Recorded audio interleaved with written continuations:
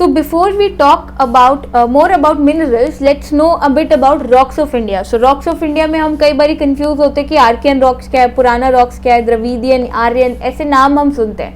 सो कई different types of rocks जो हैं वो इस पर्टिकुलर नाम पे इसलिए रखे जाते हैं because these rocks these are named on geological time scale.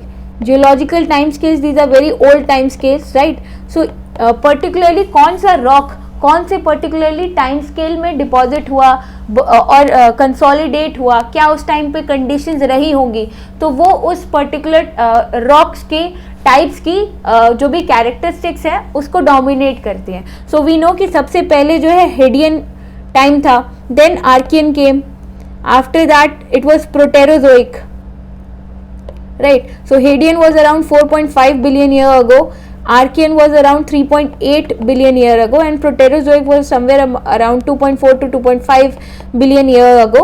और इस पर्टिकुलर टाइम स्केल में भी हमने फर्दर डिविजन्स किए थे. जैसे आर्कियन रॉक में कुछ पार्ट जो है वो धारवाड़ टाइम्स है, देन प्रोटेरोजोइक में सम पार्ट इज लाइक पुराना, वी हैव सम पार्ट्स में जो है पुराना रॉक्स मिलते हैं, then other is Dharwad.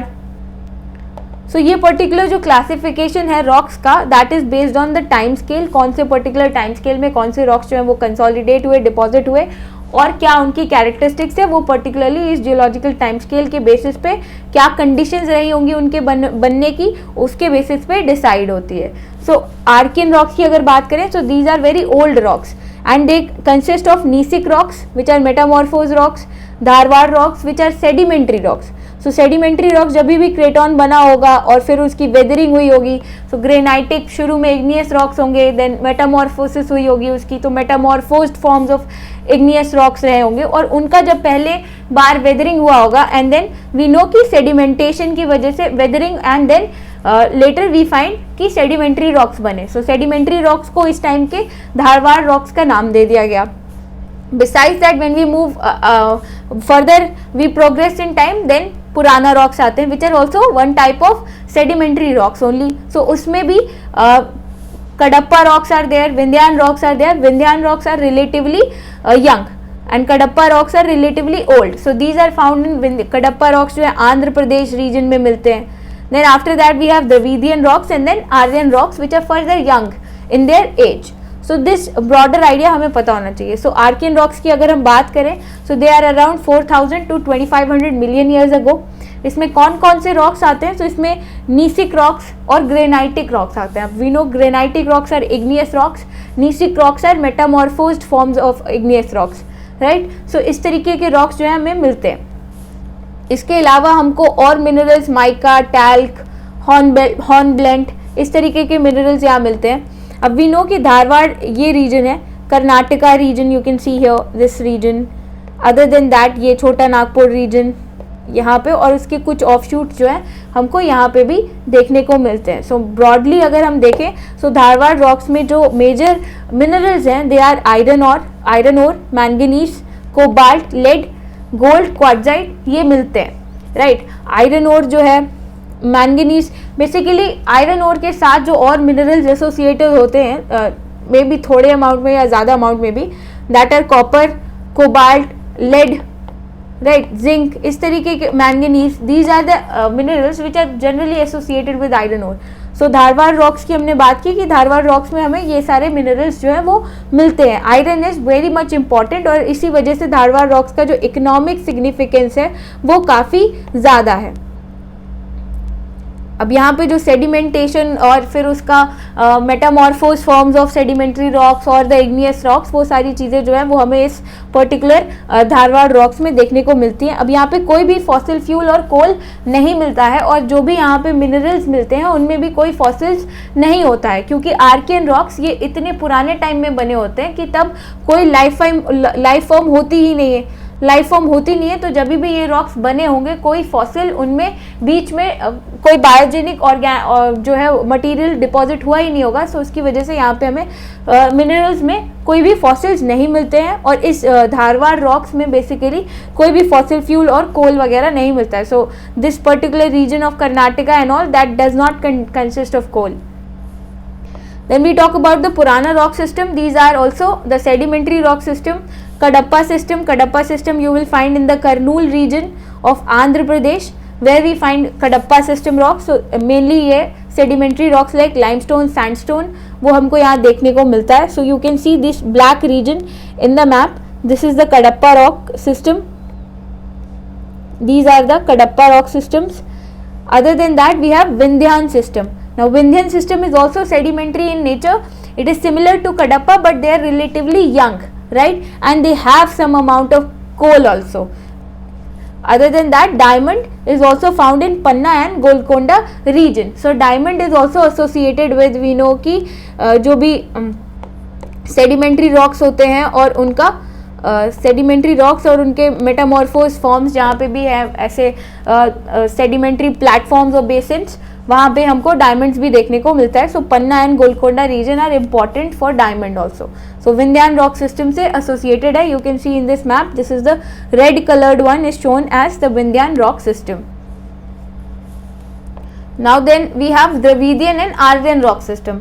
Dravidian rock system जो है ये एक्स्ट्रा पेनिनसुलर रीजन में मिलता है, right. It is not much important for mineral evidence abundance, क्योंकि most of the rocks of this particular time are lost और इसके एविडेंसेस हमें ज़्यादा नहीं मिलते हैं.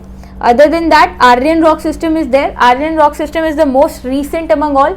We know the Gondwana rocks, इनको हम बोलते हैं गोंडवाना रॉक्स इसलिए क्योंकि Gondwana is also a time scale.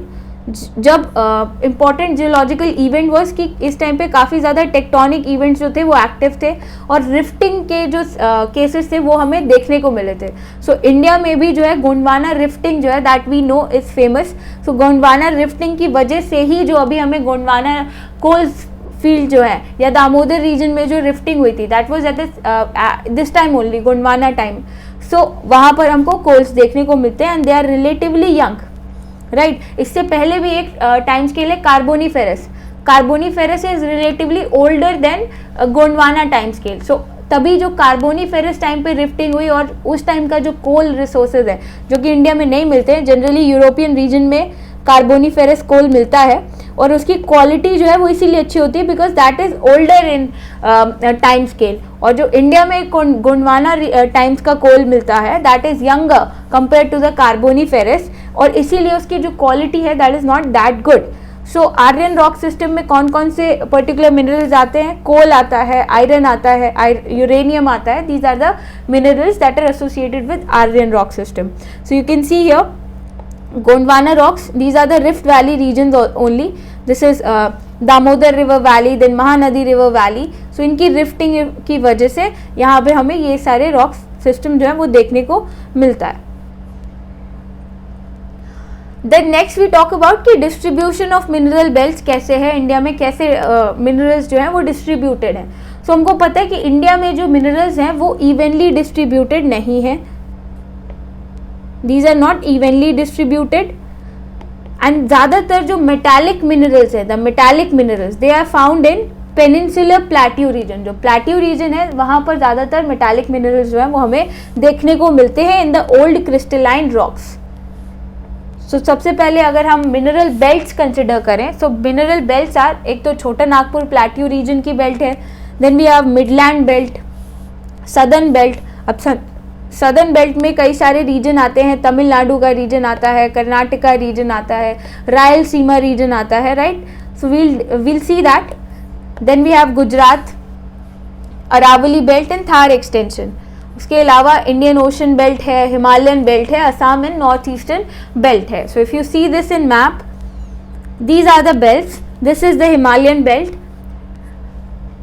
यहाँ पे हमें टर्शरी कोल मिलता है. देर आर प्लेसेस जहाँ पे हमें एंथ्रेसाइट जो है ओर ऑफ आयरन वो देखने को मिलता है, anthracite coal. Other than that you see this is an Assam and north eastern belt, right. This is Aravalli belt, this is Gujarat belt, then this is midland belt, ये छोटा नागपुर बेल्ट है. फिर रायलसीमा बेल्ट है, Shevaroy hills जो है ये तमिलनाडु रीजन में है. सो ये रीजन हो गया. Then south eastern Karnataka belt है. देन रत्नागिरी रीजन महाराष्ट्र में, it is famous for iron mining, right? Then southeast Karnataka belt, that is also famous for iron ore mining, manganese and all, ये यहाँ पे मिलता है. शेवरॉय हिल्स में वी नो कि यहाँ पे लिग्नाइट वगैरह जो है ये काफ़ी ज़्यादा मिलता है. अदर देन दैट छोटा Nagpur belt, that is very much famous for several varieties of minerals. यहाँ पे कॉपर मिलता है, यहाँ पे आयरन मिलता है, राइट? यहाँ पे कोल रिसोर्सेज भी मिलते हैं. So variety of minerals are found in the Chota Nagpur belt. Then Aravalli belt में जो है नॉन फेरस मिनरल्स जो है वो ज़्यादा मिलते हैं. Copper is one such mineral. Copper यहाँ पे खेतरी माइन रीजन जो है वहाँ मिलता है, राइट? सो उसके अलावा some amount of iron is also found. So we know कि यहाँ पे कॉपर जो है खेतरी माइंस में मिलता है. तो जहाँ कॉपर वगैरह मिलता है तो वहाँ पे थोड़ा बहुत अमाउंट में आयरन भी मिल जाता है, लेड, जिंक एंड ऑल मिलता है, right? So this broader idea ये आपको होना चाहिए. अब यहाँ पे कौन से एलिमेंट क्यों हमको मिल रहे हैं, जैसे कि ये रीजन है, ये रीजन है कर्नाटका का रीजन, दिस पर्टिकुलर रीजन. यहाँ पर हमें धारवाड़ रॉक्स मिलते हैं साउथ में, this particular area. So Dharwar rocks, these are mostly associated with iron, manganese, lead, zinc. इस तरीके के मिनरल्स जो है वो यहाँ पर धारवाड़ रॉक्स में they are more associated with, right? So हमको यहाँ पर ये मिलता है. Other than that gold is also found in Dharwar rocks. So हमें कुछ रीजन में जैसे कि आंध्र प्रदेश हो गया, तो यहाँ पे गोल्ड मिलता है, right? Other than that if you talk about छोटा नागपुर प्लेट्यू, सो छोटा नागपुर प्लेट्यू इस रीजन में हमें नो कि रिफ्टिंग जो है that happened, right, Gondwana times में. सो यहाँ पे हमको गोंडवाना कोल मिलता है because of the rifting and all. Gondwana coal, that is very much famous. Then southern part of this particular region, इसका southern part of Chota Nagpur और southern part of Singhbhum area, यहाँ पर हमको आयरन जो है that is very much found. Northern part में we know कि यहाँ पे कोल, copper, these minerals are very much found, right? So ये बेसिक आइडिया आपको होना चाहिए. अदर देन दैट अगर आप ये अरावली बेल्ट देखते हैं तो यहाँ पे ऑयल फील्ड्स मिलती हैं, लेड, जिंक, कॉपर ये मैंने आपको बताया, यहाँ पे खेतरी माइंस जो है वो फेमस हैं. एंड उसके अलावा कॉपर के साथ साथ लेड, जिंक, ये सारी चीज़ें अपने आप मिलती हैं. ये जो छोटा नागपुर प्लेट्यू है, यहाँ पे कोल मिलता है, बॉक्साइट मिलता है, आयरन मिलता है, माइका मिलता है. So you can read here. So ये दोनों मैप एक ही चीज़ बता रहे हैं, बस ये थोड़ा ज़्यादा डिस्क्रिप्टिव है, दिस इज़ थोड़ा less descriptive. Any one you try to you find easy, you can remember. So ABCDE that is showing कि कौन सा पर्टिकुलर रीजन है और कौन कौन से मिनरल्स वहाँ पे मिलते हैं. So I have told you generally Dharwar rocks के साथ जो है जो कि सदर्न रीजन में मिलता है, these are the sedimentary basements and platforms. यहाँ पर gold, manganese, iron that is more associated. तो आप ये याद रखिए कि धारवाड़ रॉक्स से एसोसिएशन जो है आयरन का और उससे रिलेटेड फेरस मिनरल्स का होता है. उसके अलावा जो गोंडवाना रिफ्टिंग है, गोंडवाना रॉक्स है, वहाँ पर जो कि हमारा ईस्टर्न और छोटा नागपुर प्लेट्यू रीजन में होता है, वहाँ that is majorly famous for coal and several other minerals also. So ये ब्रॉडर चीज़ें वी शुड नो. देन अभी ये क्वेश्चन है which is asked by in UPSC. So you again try to solve this question and then see the solution. So pause it and try to solve it. Pause the video and solve it. So question is, पहला statement है, in India state governments do not have the power to auction non-coal mines. This statement is incorrect because coal mines के cases में ये चीज़ होती है कि state governments do not have power, but non-coal mines के लिए state government they very well have power. सो यहाँ पे मेजर और नॉन मेजर मिनरल्स, मेजर और माइनर मिनरल्स के केस में भी चीज़ें अलग होती है. सेकेंड स्टेटमेंट इज सेइंग कि Andhra Pradesh and Jharkhand do not have gold mines. So अभी हमने देखा था कि आंध्र प्रदेश जो रायलसीमा रीजन है या आंध्र प्रदेश रीजन है, उस that lies in the Dharwar, वहाँ पे धारवाड़ रॉक्स मिलते हैं, right? And Dharwar rocks they are associated with gold. So यहाँ गोल्ड तो मिलता है. Jharkhand also have gold mines. So ये स्टेटमेंट भी इनकरेक्ट है. And third statement is saying कि Rajasthan has iron ore mines. तो यहाँ पे ऑब्वियस ये थर्ड लास्ट स्टेटमेंट जो है वो करेक्ट होगा. राजस्थान में बहुत ज़्यादा आयरन नहीं मिलता है बिकॉज वी से कि ये नॉन फेरस मिनरल्स जो हैं वो हमें ज़्यादा मिलते हैं, बट राजस्थान में वी नो कि यहाँ कॉपर मिलता है, एंड सो कॉपर ऑपर के साथ में थोड़ा बहुत एसोसिएशन आयरन का भी होता है, सो वी फाइंड कि यहाँ पे आयरन भी थोड़ा बहुत मिल जाता है. So based on that analogy इसका आंसर लास्ट पार्ट होगा 3 only. Then there is one more question, try to solve this also. So पहला स्टेटमेंट कह रहा है कि natural gas occurs in the Gondwana beds. Okay, so Gondwana beds में we know कि यहाँ पे कोल मिलता है. Gondwana rocks they are associated with rifting. So rift valleys यहाँ पे हमको कौन कौन सी मिलती हैं? दामोदर रिफ्ट वैली मिलती है, राइट, महानदी रिफ्ट वैली मिलती है, सोन रिफ्ट वैली है, right. These are the rivers जिनकी रिफ्टिंग हमें देखने को मिलती है, and these are associated with coal. अब इंडिया में अगर हम बात करें गोंडवाना बेड्स की, सो यहाँ पर कोल बेड मीथेन के जो हैं प्रॉस्पेक्ट्स हैं काफ़ी ज़्यादा हैं, एंड इस पे एक्सप्लोरेशंस वगैरह जो है वो शुरू हैं, and these are probable thing कि यहाँ पे coal bed methane which is associated with, जहाँ पे भी कोल डिपॉजिट्स होते हैं, कोल सीम्स होती हैं, वहाँ कोल बेड मीथेन जो है वो हमें मिलती है. But this is not the region जहाँ पे नेचुरल गैस वगैरह मिलती है. नेचुरल गैस जनरली जो है वो हमारा वेस्टर्न कोस्ट जहाँ पे पेट्रोल वगैरह हम एक्सप्लोरेशन करते हैं, पेट्रोलियम ड्रिलिंग करते हैं, वहाँ नेचुरल गैस हमको मिलती है. Coal bed methane is also a form of natural gas, but उसमें थोड़ा डिफरेंस होता है. जो नेचुरल गैस हम बाकी रीजन से निकालते हैं और कोल बेड मीथेन में. सो गोंडवाना बेड्स में प्रॉस्पेक्ट्स हैं कि कोल बेड मीथेन जो है वो हमें मिलती है, बट नेचुरल गैस नहीं मिलती. So first statement would be wrong. Second statement is saying कि mica occurs in abundance in Koderma. So we know कि Koderma mines they are famous for mica. So ये स्टेटमेंट करेक्ट है. Second statement is correct, first is incorrect. तो ये सी और D में होगा, none भी एलिमिनेट हो जाएगा. Now we have to see Dharwars. Dharwars are famous for petroleum. So अभी अभी आई टोल्ड यू कि Dharwars are famous for iron, right, and ferrous minerals. Dharwar is not famous for petroleum. Petroleum के लिए पेट्रोलियम हमारा coastal area, Krishna Godavari basin जो है वहाँ पर मिलता है. नॉर्थ ईस्टर्न रीजन में जाएंगे तो वहाँ पर एरियाज में मिलता है. देन जो भी हमारा मुंबई हाई है उस रीजन में ऑफशोर हम लोग को पेट्रोलियम जो है वो माइनिंग, पेट्रोलियम जो है एक्सप्लोर करते हैं. So Dharwar rocks they are associated mainly and famous for iron and metalliferous minerals, not for petroleum. So इसका आंसर 2 ओनली हो जाएगा, B part. Then next among minerals. अब हम पर्टिकुलर मिनरल्स वाइज अपना डिस्कशन आगे कैरी फॉरवर्ड करेंगे. So सबसे पहला मिनरल जो हम डिस्कस करेंगे that would be iron. So iron का क्या ओरिजिन है, क्या पर्टिकुलर सिग्निफिकेंस है, कैसे वो फॉर्म होता है, राइट, कहाँ डिस्ट्रीब्यूटेड है, इंडिया में कैसा डिस्ट्रीब्यूशन है, वो सारी चीज़ें हम पढ़ेंगे. सो आयरन का ओरिजिन जो है या अकरेंस जो है that is more related with cosmogenesis. Cosmogenesis कैसे कॉस्मोस कैसे एक्सप्लोजन होता है because of a type of a supernova, जिसके स्कैटर होने से आयरन जो है that got scattered into space. Supernova के एक्सप्लोजन की वजह से that particular scattering of iron into space, उसकी वजह से हमें आयरन जो है वो देखने को मिलता है. So talking about the metallic iron. Metallic iron जो है that is rarely found on the earth surface because उसका ऑक्सीडेशन हो जाता है. सो अगर हम मेटालिक आयरन की बात करें तो that is found inside the earth crust.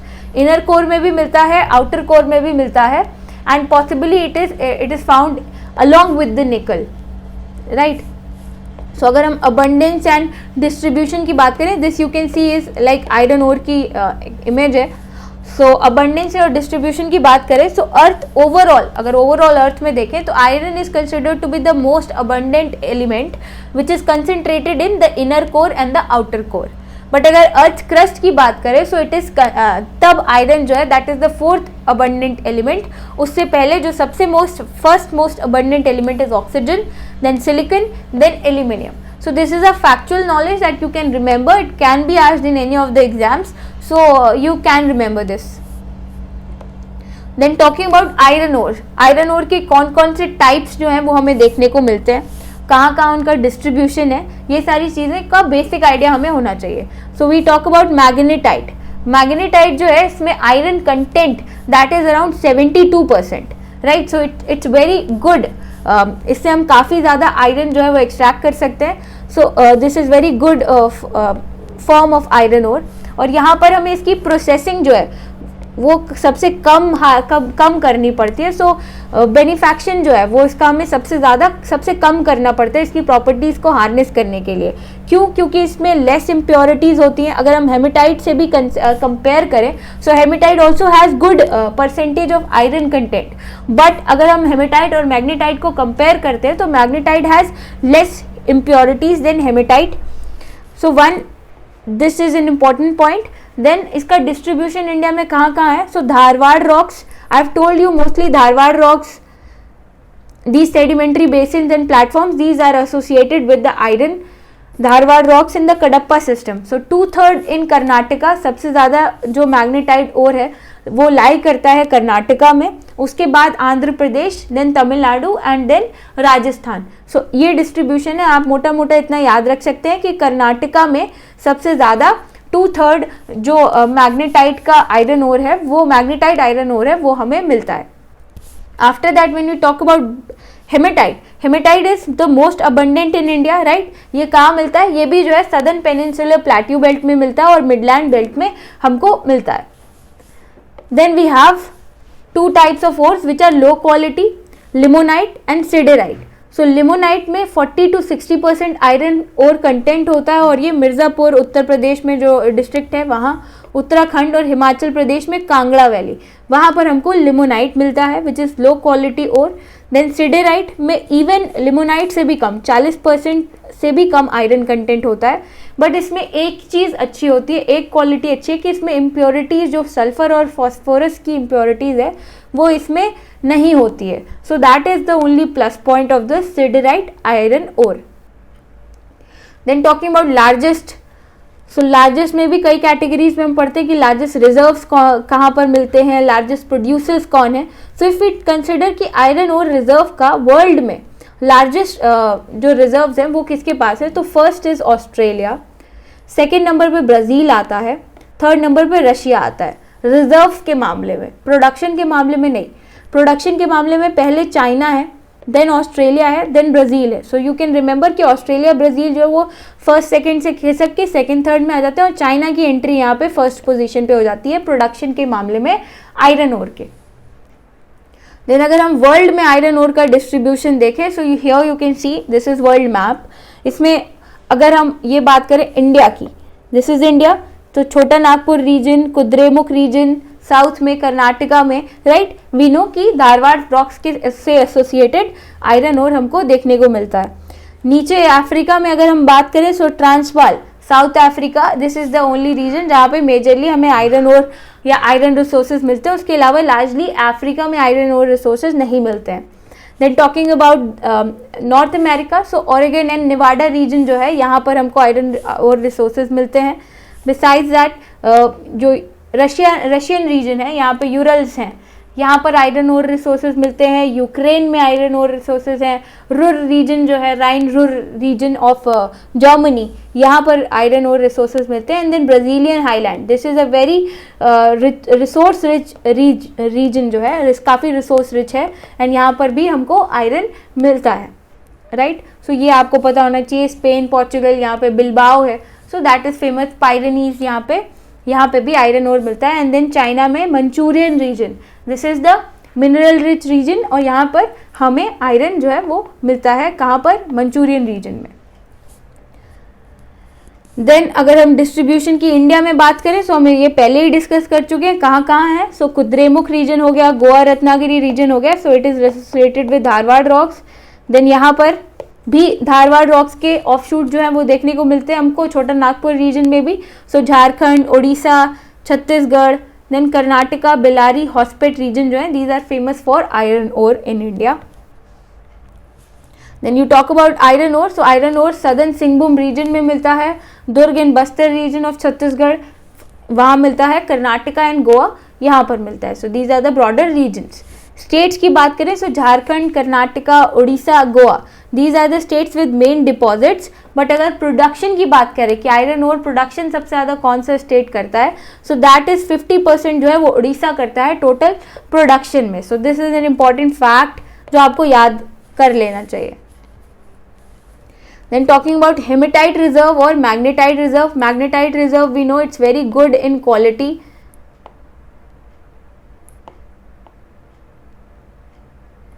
So magnetite reserve India में कर्नाटका में सबसे ज़्यादा मिलता है, अराउंड 75% के आसपास कर्नाटका में ही मिलता है. So this important point you should remember. Other than that Andhra Pradesh, Rajasthan and Tamil Nadu में मिलता है. और जो हेमेटाइट रिजर्व है it is also good in iron ore content, but magnetite से थोड़ा कम होता है क्योंकि इसमें इम्प्योरिटीज़ थोड़ी ज़्यादा होती है. Impurities are relatively high. So ये कहाँ मिलता है? उड़ीसा में, Jharkhand, Chhattisgarh. These are the broader regions जहाँ पे हमको हेमेटाइट रिजर्व्स देखने को मिलते हैं.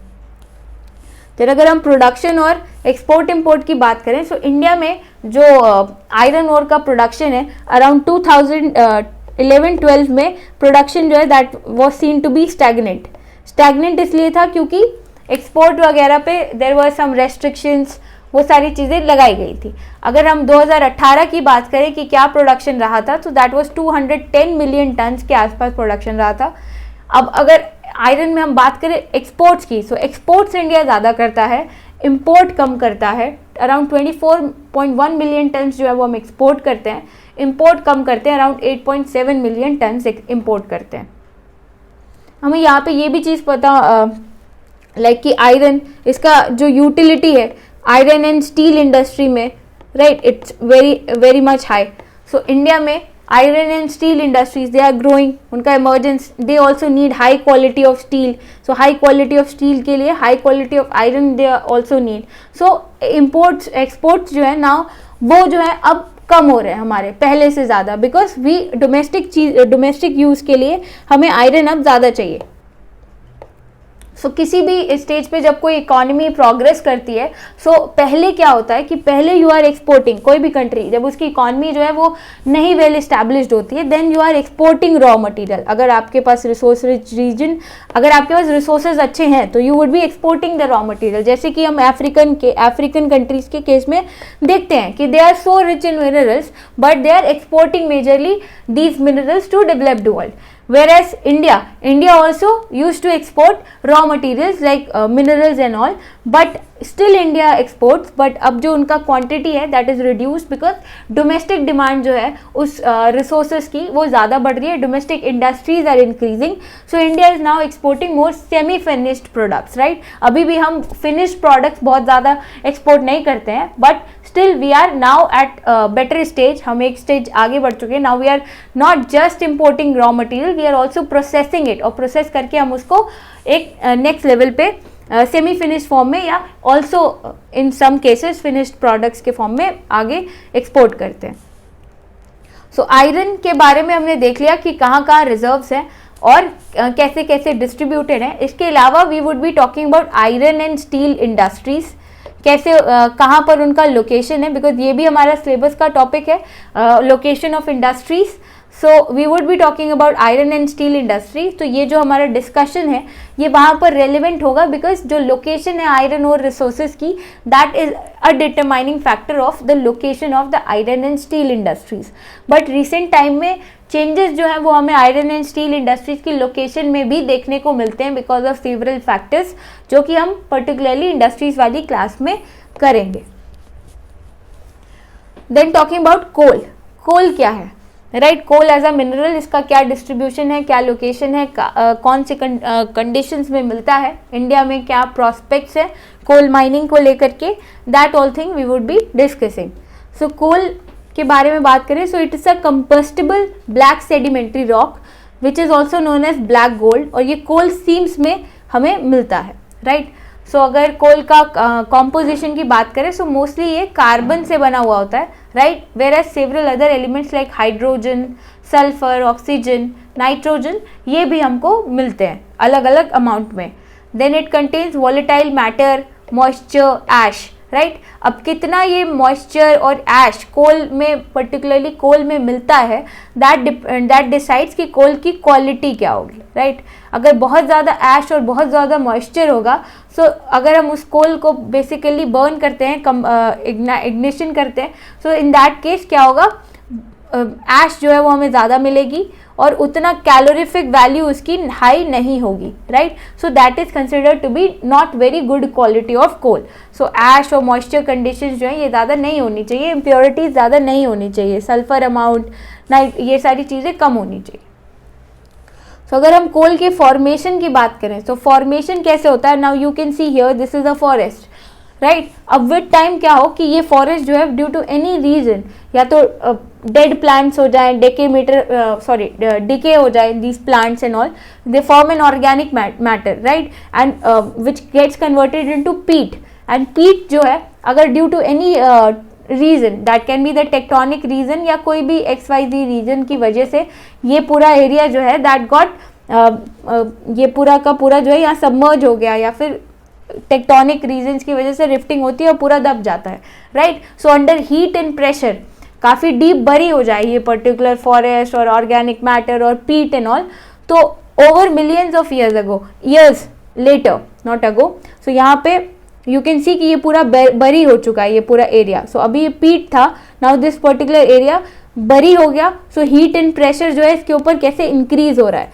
राइट। सो जैसे जैसे हीट और प्रेशर जो है with time, and this time is also increasing and heat and pressure is increasing, so this converts to lignite. और फर्दर जब हम टाइम में आगे बढ़ते हैं और हीट और प्रेशर और बढ़ जाती है, so that finally gets converted into coal.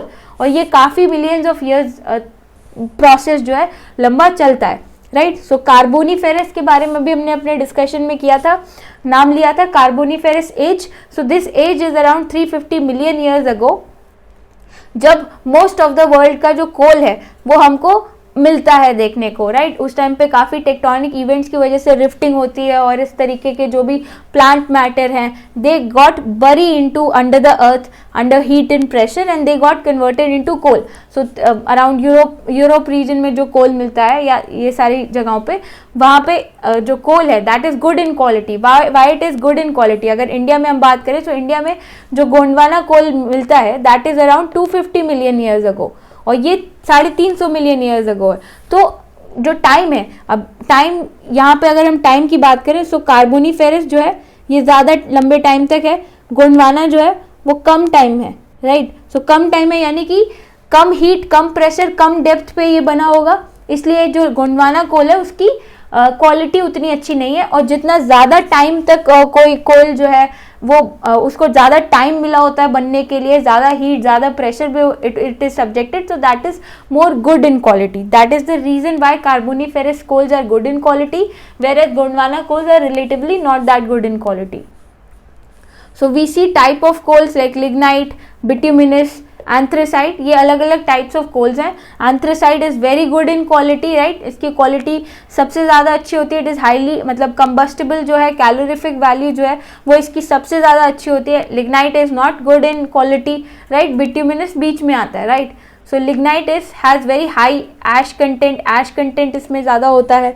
Other than that moisture content भी इसमें ज़्यादा होता है, क्योंकि ये उतने लंबे समय तक प्रेशर और हाई टेम्परेचर कंडीशंस में नहीं रहे जितना कि एंथ्रेसाइट रहा, राइट। उतने डेप्थ पे इनका प्रेशर और कंप्रेशन नहीं हुआ जितने की डेप्थ पे इनका हुआ, राइट।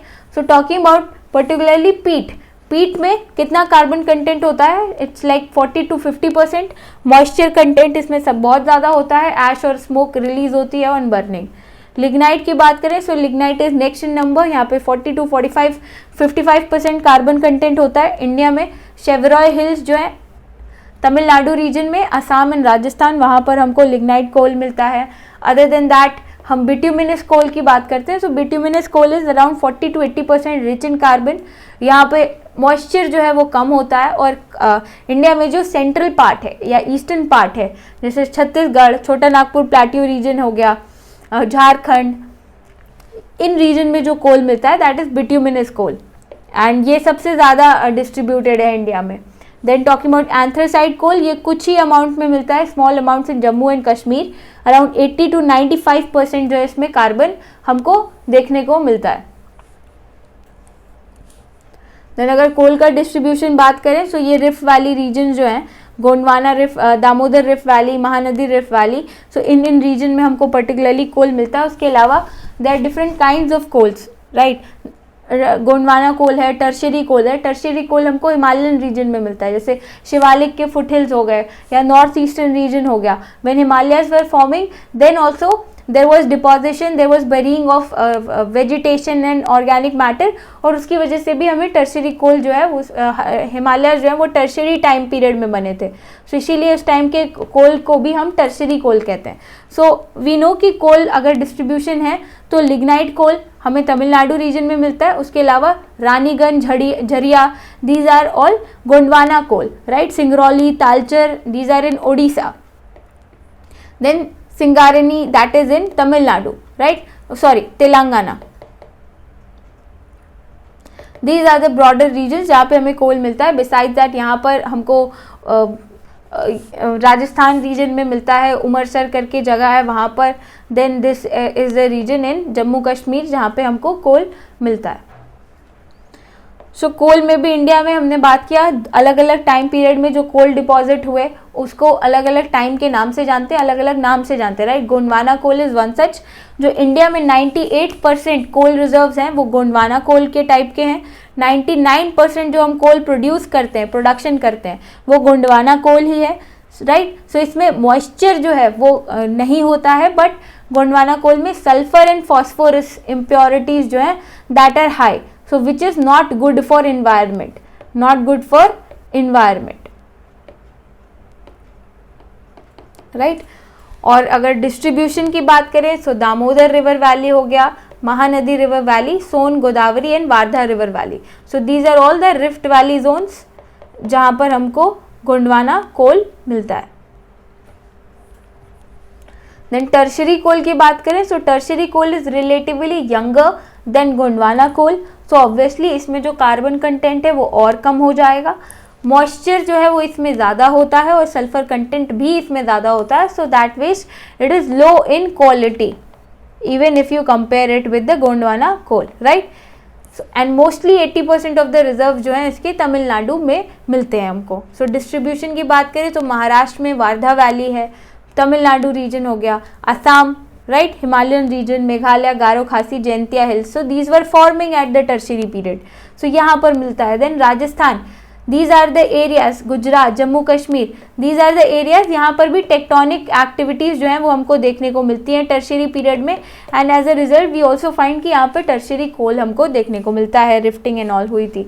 सो मेजर कोल फील्ड्स की भी अगर हम बात करें, so you can remember some of the coal fields, right. So you can see this is Raniganj coal field, this is Singareni coal fields, lignite coals in Shevaroy and Javadi hills वाले region में तमिलनाडु में, then Singrauli, Talcher coal field.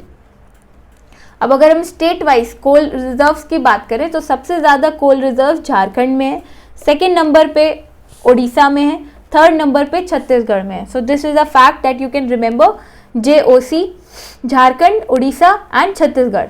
और अगर state wise coal production की बात करें, not reserves तो झारखंड के पास सबसे ज़्यादा है, बट अगर हम प्रोडक्शन की बात करें तो प्रोडक्शन उड़ीसा के पास सबसे ज़्यादा है, then Chhattisgarh, then Jharkhand.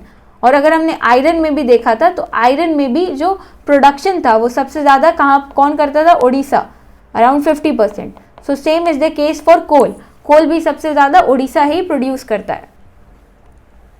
Then अगर हम बात करें कि इंडिया में कोल का इंपोर्ट क्या है, सो इंडिया कोल इंपोर्ट करता है सबसे ज़्यादा इंडोनेशिया से, फिर ऑस्ट्रेलिया से, फिर साउथ अफ्रीका से। सो यू शुड रिमेंबर कि इंडिया इंडोनेशिया से सबसे ज़्यादा कोल इंपोर्ट करता है, और उसके अलावा हम नॉन कोकिंग कोल भी इंपोर्ट करते हैं। नॉन कोकिंग कोल जो है ये हम ऑस्ट्रेलिया से इंपोर्ट करते हैं। अब कोकिंग कोल और नॉन कोकिंग कोल में क्या अंतर होता है?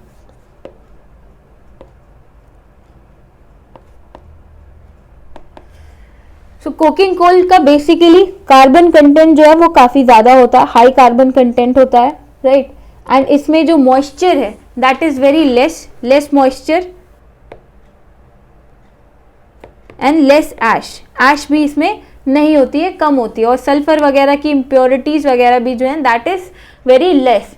सो यहाँ पे हम इसको करते क्या है, इट इज़ प्रोड्यूस्ड, इसका प्रोडक्शन करते हैं थ्रू कोकिंग से हम इसको हाई टेम्परेचर हाई प्रेशर में बिट्यूमिनस कोल को when we subject it to high temperature high pressure, तो जो कोल प्रोड्यूस कर पाते हैं हम उसको हम कोकिंग कोल कहते हैं। तो बेसिकली हम उसमें से इम्प्योरिटीज़ जो हैं उसको हटा देते हैं, राइट, और उसमें कार्बन का कंसंट्रेशन जो है उसको इंक्रीज करते हैं, राइट। सो कार्बन का कंसेंट्रेशन इंक्रीज करते हैं तो दैट मीन्स उसकी क्वालिटी बढ़ जाती है, और क्वालिटी बढ़ जाती है तो उसको स्टील प्रोडक्शन में हम यूज़ करते हैं, स्टील प्रोडक्शन में यूज़ करते हैं क्योंकि उसकी स्ट्रेंथ जो है वो अच्छी होगी, हाई स्पीड स्टील जो है वो हम यहाँ पे प्रोड्यूस कर पाएंगे। सो कुकिंग कोल बेसिकली अगर बात करें, सो चाइना हो गया, इंडिया हो गया, we all import this particular kind of coal.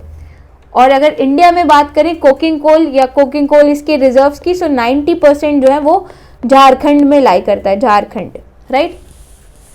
और नॉन कुकिंग कोल क्या होता है, नॉन कुकिंग कोल में सल्फर कंटेंट या फिर इम्प्योरिटीज कंटेंट जो है वो ज़्यादा होती है, राइट। इसलिए हम इसको आयरन एंड स्टील प्रोडक्शन में नहीं यूज़ कर सकते क्योंकि सल्फर की वजह से क्या होता है, दैट पर्टिकुलर कोल जो है दैट बिकम्स ब्रिटल हो जाता है और उसकी वजह से हम उसको इजीली वो टूट जाएगा, इसलिए उसको हम यूज़ नहीं करते हैं आयरन एंड स्टील के प्रोडक्शन में, नॉन कुकिंग कोल को। बट इसका हम थर्मल पावर जनरेट करने में यूज़ करते हैं, थर्मल पावर के लिए यूज़ करते हैं नॉन कुकिंग कोल का। सो इंडिया जो है इंपोर्ट करता है नॉन कुकिंग कोल और सबसे ज़्यादा इंपोर्ट करता है ऑस्ट्रेलिया से, whereas other kind of coal जो है ओवरऑल देखें तो इंडोनेशिया से सबसे ज़्यादा इंपोर्ट करता है, राइट। नाउ टॉकिंग अबाउट कि coal sector reforms, coal sector reforms में गवर्नमेंट ने क्या रिफॉर्म्स किए हैं ताकि कोल प्रोडक्शंस को हम कैसे इम्प्रूव कर सकें। अब हमें एक चीज़ यहाँ पे ध्यान रखनी चाहिए कि इंडिया जो है कोल का इम्पोर्ट क्यों इतना ज़्यादा करता है। इंडिया कोल का इंपोर्ट इसलिए करता है क्योंकि एक तो हमारे पास क्वालिटी ऑफ कोल जो है वो इतना ज़्यादा अच्छा नहीं मिलता, राइट। उसके अलावा देयर आर अदर रीजंस, हम आगे स्लाइड में देखेंगे, but before we should know कि कोल सेक्टर रिफॉर्म्स क्या किए हैं गवर्नमेंट ने प्रोडक्शन को बढ़ाने के लिए। सो सबसे पहले तो वी शुड नो कि इस साल प्रोडक्शन कितना रहा है 2021 में, because of the Covid pandemic production was 715.95 million turns. This has shown a negative growth -2.04%. Now this was because of the lockdown. Obvious impact है ये माइनिंग सेक्टर पे कि प्रोडक्शन जो है वो नेगेटिव ग्रोथ रेट शो करेगा. So recently government ने measures क्या लिए हैं? गवर्नमेंट ने अभी अमेंड किया था मिनरल लॉ अमेंडमेंट एक्ट 2020 जो है इसको पास किया था. इट वाज इनएक्टेड ताकि coal mines special provision act जो है 2015 का, इसको CMSP एक्ट भी कहते हैं शॉर्ट में, and other than that mines and mineral development regulation act 1957, इसको हम अमेंड करें. सो गवर्नमेंट ने ये दो एक्ट्स को अमेंड किया था और इस पर्टिकुलर एक्ट में अमेंडमेंट में प्रोविजंस क्या थे कि जो भी पहले you should know this term कि कॉम्पोजिट प्रोस्पेक्टिंग लाइसेंसिंग कम माइनिंग लीज. सो पहले क्या होता था कि आपको एक्सप्लोरेशन के लिए अलग लाइसेंस, माइनिंग के लिए अलग लाइसेंस दिया जाता था. नाउ अब हर तरीके के कोल ब्लॉक्स के लिए आपको अलग अलग पर्पस के लिए भी प्रोस्पेक्टिंग लाइसेंस और माइनिंग लाइसेंस दोनों एक साथ में कॉम्पोजिट लाइसेंस आपको मिल जाएगा for like, and this will help in increasing कि क्या कोल की इन्वेंट्री है, लिग्नाइट ब्लॉक्स की क्या इन्वेंट्री है. सो ये सारी चीज़ें फ़ायदा करेंगी. अदर देन दैट बार बार आपको प्रायल अप्रूवल लेना पड़ता था. बिसाइड दैट कि आपको सेंट्रल गवर्नमेंट से अप्रूवल मिल गया है फॉर एक्सप्लोरेशन, राइट, उसके बाद भी आपको बार बार सेंट्रल गवर्नमेंट से अप्रूवल लेना पड़ता था हर बार. So that has been done away with. अब आपको ऐसा बार बार अप्रूवल लेने की ज़रूरत नहीं है. Then it also provided flexibility to the central government in deciding end use of Schedule 2 and Schedule 3 coal mines under CMSP Act. अब Schedule 2 और Schedule 3 में पर्टिकुलरली कोल माइंस आती थी जो कि Schedule 3 में जिनका एंड यूज़ जो है वो पर्टिकुलरली एक पर्टिकुलर एंड यूज़ के लिए ही वो उस कोल माइंस से कोल जो है वो यूज़ होगा, राइट. सो इस तरीके की चीज़ों में अब जो है central government would be deciding कि क्या एंड यूज़ होगा एंड एवरीथिंग. सो यहाँ पे थोड़ा लिबरेशन दिया गया है. Then companies which do not possess any prior coal mining experience, अगर आपके पास कोई पुराना एक्सपीरियंस नहीं है कोल माइनिंग का तभी भी आपको लाइसेंस दिया जाएगा ताकि आप जो है वहाँ पे एक्सप्लोरेशन कर सके, पार्टिसिपेट कर सके. सो इससे क्या होगा कि प्राइवेट कंपनीज का भी पार्टिसिपेशन जो है वो बढ़ेगा, राइट. इन्वेस्टमेंट्स जो है वो इंक्रीज होंगी एक्सप्लोरेशन वगैरह में.